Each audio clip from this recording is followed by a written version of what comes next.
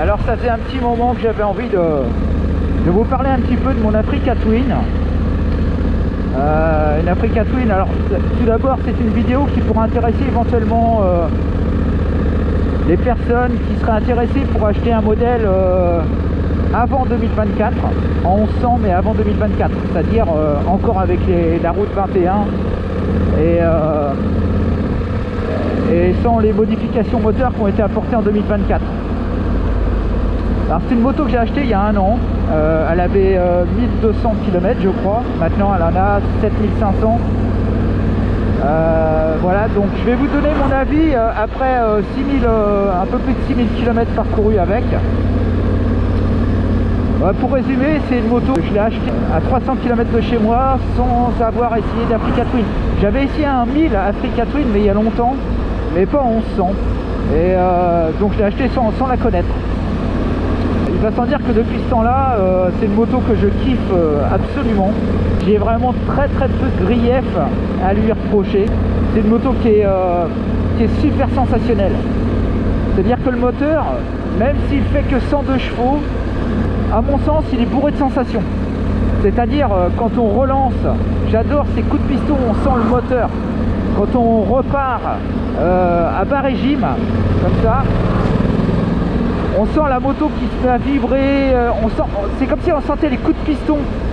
Et c'est très agréable. C'est une sensation que j'avais eue quand j'avais eu j'en ai eu deux il y a longtemps, des 650 Dominator Honda en monocylindre, les anciens Dominator, les vieux. J'avais toujours adoré ce coup de piston qui te donnait à bas régime et j'ai jamais retrouvé ça sur une de mes machines. Alors j'en suis à la 34e maintenant et un peu de tous les styles, mais cette sensation là me manquait. Et du coup j'ai acheté cette moto sans savoir et en fait elle me procure carrément ces sensations. Du coup je trouve le moteur super vivant. Alors ça c'est vrai à bas régime. Et après quand on passe les 3500 tours grosso modo, le couple arrive en masse. Elle a une sensation de tracté qui est assez jouissive. Bon alors après la puissance prend le relais. Il y a 102 chevaux, alors ça devient très linéaire, mais malgré tout, je sais pas comment l'expliquer, mais cette poussée est très agréable. On a un peu l'impression qu'il y a quelque chose qui vous pousse dans le dos, et c'est super agréable. Au niveau de la moto, quand je l'ai achetée, elle avait donc 1200 km, il n'y avait rien de rodé en fait, c'est-à-dire que la selle était super dure, les amortissements, fourche et amortisseurs également étaient très durs. Tout ça à peu près à environ 5000 km. Ça s'assouplit, la selle s'assouplit, l'amortissement s'est assoupli, elle est devenue globalement beaucoup plus confortable. Alors je suis pas très dur, mal au cul, mais j'arrive à faire des séances de 3 heures sur la moto sans vraiment souffrir. Bon après il faut que je m'arrête, je me repose 10 minutes et puis après c'est reparti pour 2 ou 3 heures, il n'y a pas de souci. Donc globalement elle est confortable. Ce qui concerne la bulle, elle fait à peu près son taf. Moi je l'ai réglé, je fais 1m76 et je l'ai réglé à peu près à 3/4, non à peu près mi-hauteur. Au-dessus j'aime pas parce que ça me cache la vue et en dessous du coup j'ai trop d'air qui arrive. Donc c'est un bon compromis. J'ai un petit peu d'air dans le casque, mais ça reste malgré tout tout à fait gérable. Quoi dire d'autre? Ah oui, le DCT. Alors le DCT, j'ai mis longtemps à m'y adapter parce que je me disais ouais le DCT je préfère le quick shifter. C'est vrai que j'adore le quick shifter, mais en ce qui concerne cette moto là, en fait j'adore le DCT tout pareil. Alors au niveau des inconvénients du DCT, faut savoir qu'en première, quand on roule sur un filet de gaz en première, elle hésite à passer en première et deuxième. Alors des fois elle donne des à-coups, elle passe en première et hop elle passe en deuxième, ça donne des à-coups, c'est pas super agréable. Mais ça c'est vraiment quand on roule au pas, en première à vitesse stabilisée. Par contre après c'est que du velours. Les rapports on les sent passer, mais c'est hyper doux. Alors pour les détracteurs du DCT, les gens qui ne connaissent pas bien le DCT, qui disent ouais mais rien ne vaut une boîte méca, on passe les vitesses comme on veut, etc. Eh ben oui, c'est complètement vrai, je suis d'accord avec eux. Le DCT pour moi il fait je suis d'accord avec lui 70% du temps. Les 30% du temps je trouve qu'il fait de la merde. Mais Le joker qu'a cette moto, c'est qu'elle a 2 palettes. Et comme c'est un doublé embrayage, quand vous voulez reprendre la main, c'est-à-dire quand je veux passer doubler une bagnole plein gaz ou n'importe quoi, vous faire sortir en sortie de virage, et je sais qu'elle va pas être dans les tours, j'appuie sur la gâchette et c'est instantané. Regardez, voilà, c'est instantané. Voilà, donc il y a vraiment le DCT, oui, enfin le DCT qui peut déranger par son côté automatique, je comprends, mais il faut savoir qu'il y a des petites palettes qui prennent le relais comme vous voulez et c'est instantané. Pour moi le DCT c'est fantastique, hein, parce qu'après au quotidien c'est super chouette.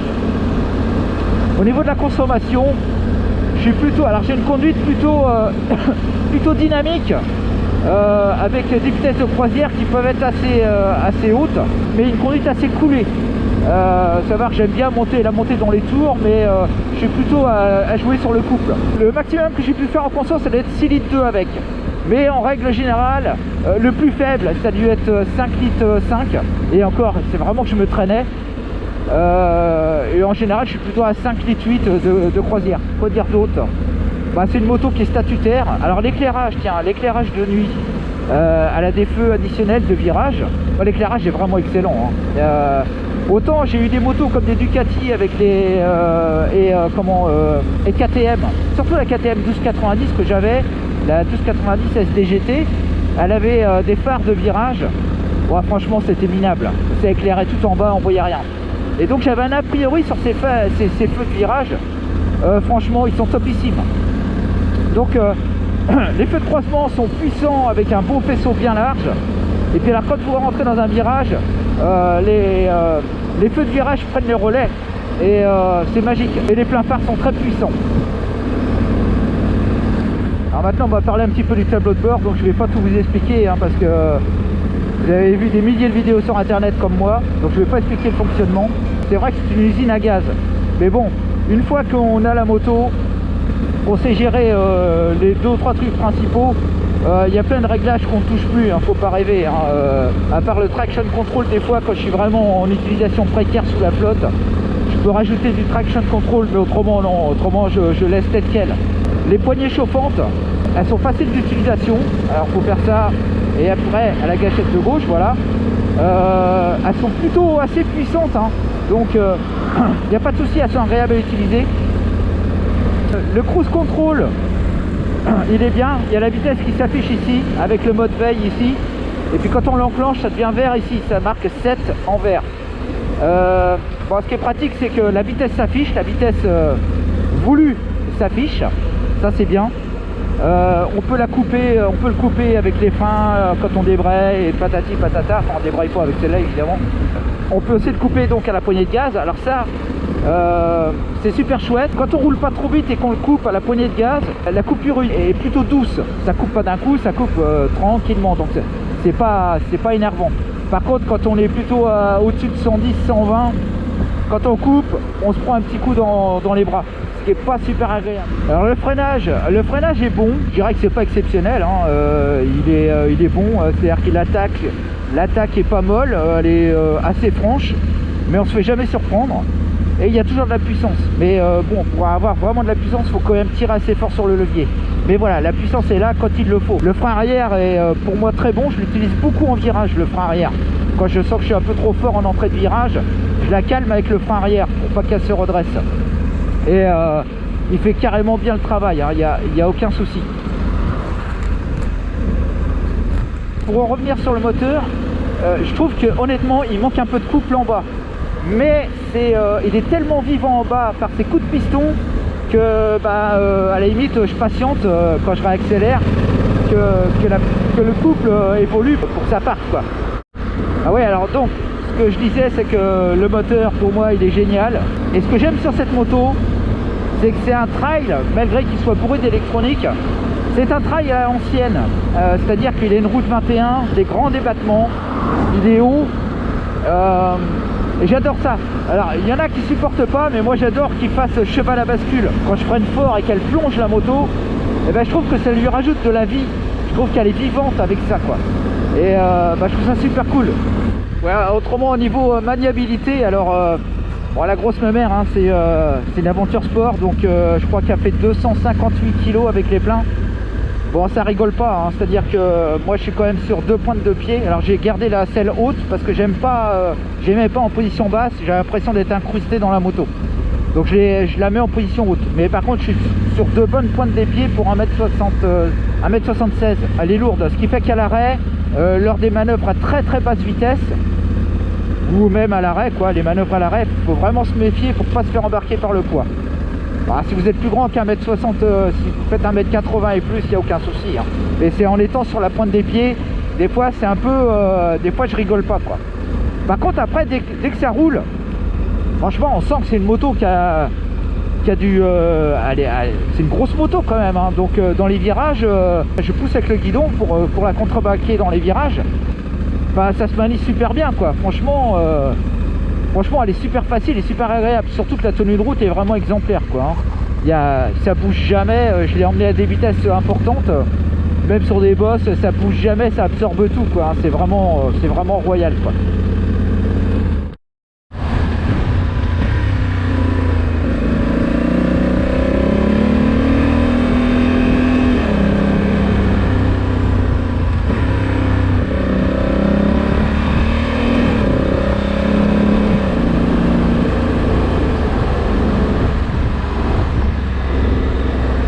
Voilà, je sais pas si vous avez vu, mais donc je me suis mis en S2, c'est le mode sport normal.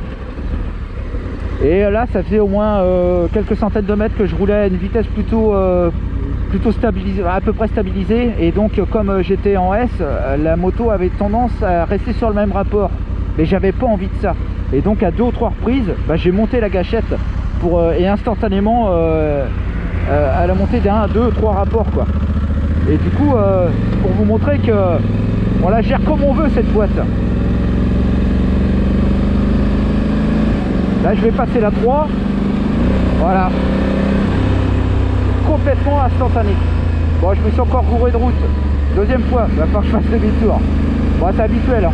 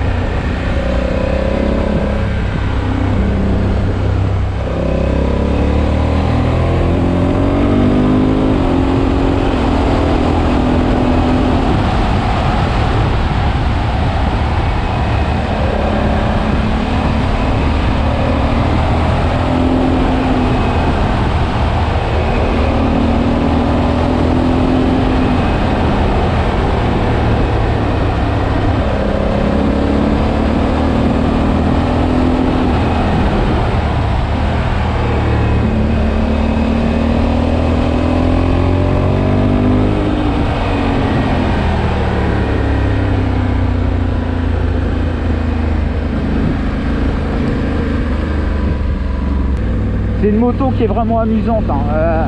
C'est vrai qu'elle est un peu lourde, mais franchement elle se manie super bien. On sent qu'on a quelque chose entre les pattes. Dans les virages, elle est super fun. Elle est bien assise dedans et les petites routes de campagne, franchement, j'arrête pas d'en faire et franchement c'est super.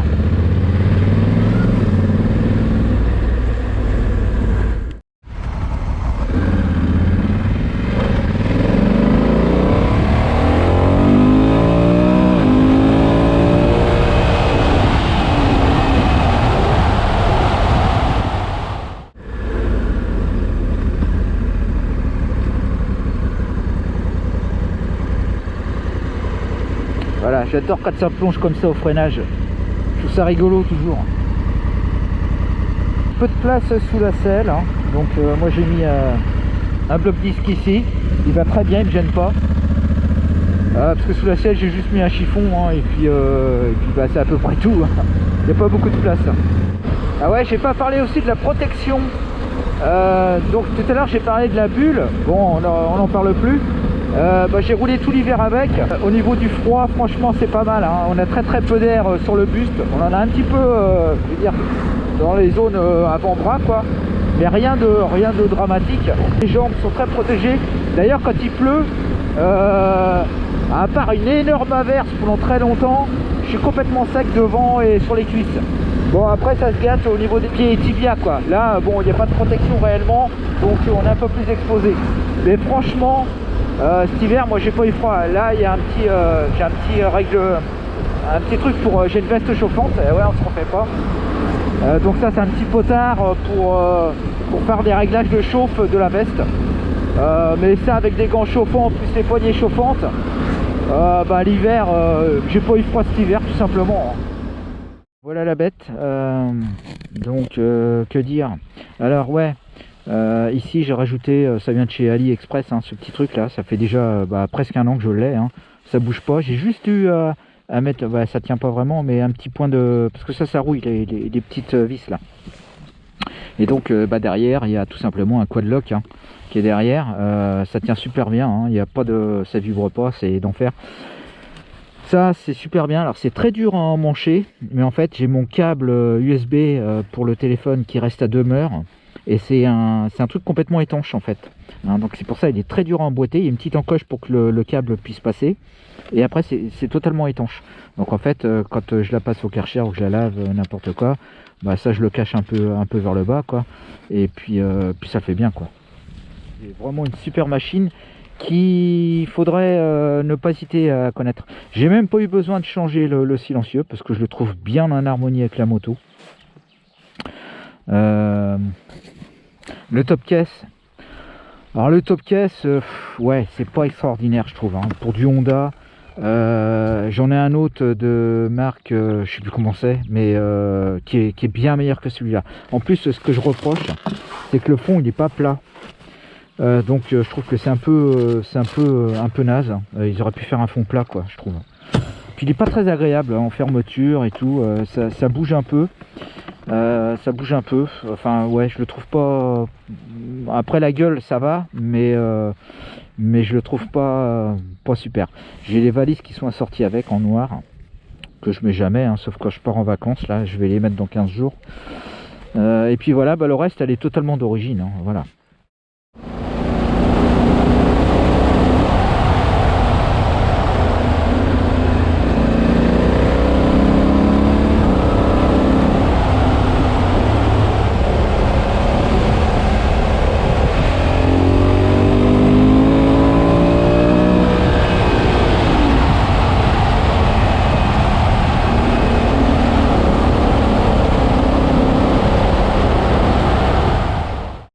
Ah si, j'oubliais les commodos. Alors ils sont pas rétro-éclairés. Alors c'est pas très grave quand il y a 3 ou 4 boutons. Et ce pavé là, franchement c'est indigne. C'est indigne. C'est franchement une catastrophe. Je cherche tout le temps le klaxon, alors que le klaxon ça sert en cas d'urgence. Des fois je change les modes de conduite inopinément. Enfin bref, c'est ni fait ni à faire, c'est un vrai pavé de merde. Quand on veut utiliser le cruise control et qu'on veut le régler, et à moins d'avoir des paluches taille 12, on a un mal fou en conduisant. Même à changer les modes en conduisant, c'est très compliqué. Franchement, c'est vraiment de la merde. C'est vraiment mal pensé quoi. Et le pire, c'est que ça, ils nous traînent ça depuis 2020, on est en 2024, et je sais que la 2024, ce sont les mêmes, ils sont toujours pas rétro-éclairés, ce sont toujours les mêmes commandos de merde. Et ça, c'est pas normal.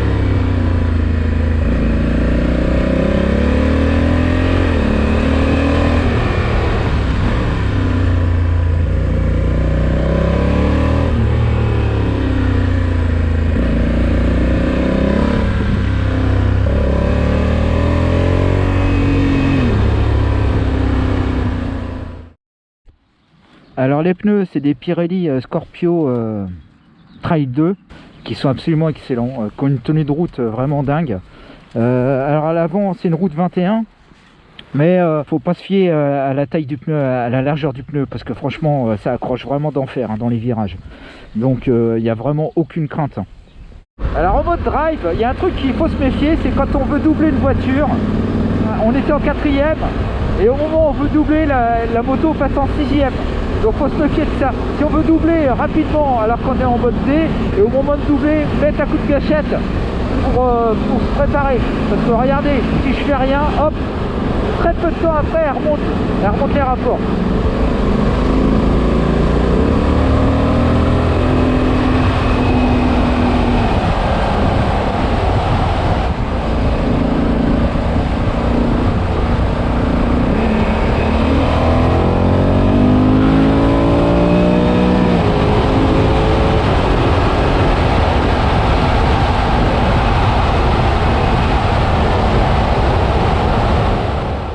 J'ai jamais essayé de 1250 GS BM, j'ai essayé la 1250 RS, que j'avais trouvé fantastique, à tel point que je m'étais vraiment intéressé pour l'acheter, mais bon, ça s'est pas fait.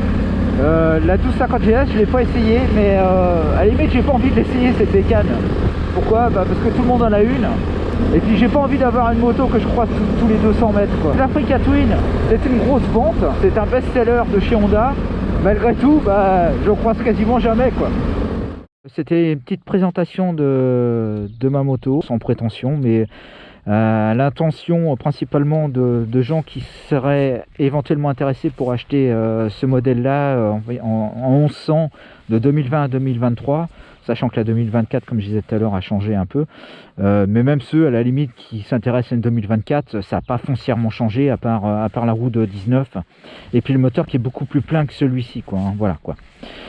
Voilà, c'est tout ce que j'avais à dire. Merci, merci d'être, si vous êtes allé jusqu'au bout.